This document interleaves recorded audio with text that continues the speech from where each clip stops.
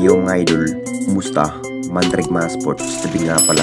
Ating pag-usapan, Barangay Nebra Trade, may bagong player at Maverick Messi, to TNT Tropang Giga. Pero bago nga yan, kung bago pala sa aking channel, huwag mong kalimutan mag-subscribe at click ang notification bell para like kang updated sa ating latest upload natin.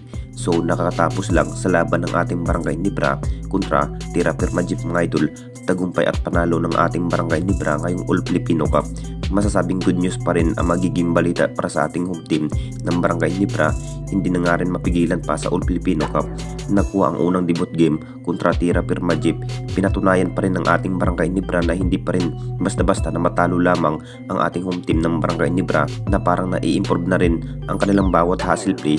Pagkakataon na rin ng ating Barangay Nebra na bawiin ang kampeonato dahil matagal na rin na hindi nakatikim ang Jing Kings ng kampeonato. Masasabing sayang na sayang ang pagkakataon na matalo sana ang TNT Tropang Giga kung hindi lang tinapos sa time limit ang Jing Kings last Commissioner Cup. Ganda sana ang history ang Jing Kings ngayong season pa lamang po.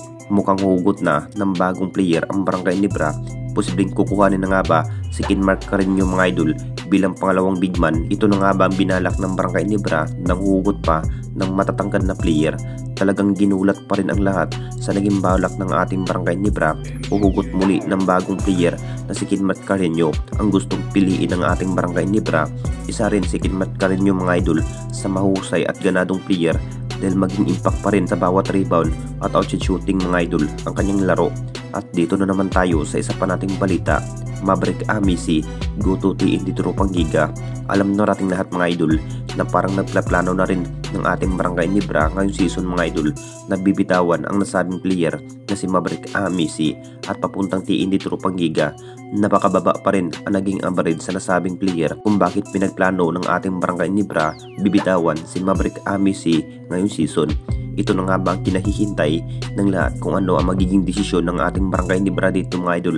Kumamada pa rin si Maverick Messi ng maraming maiitala sa bawat laban dahil hindi pa rin biro sa naging bawat laro ni Maverick Messi noong last Commissioner Cup.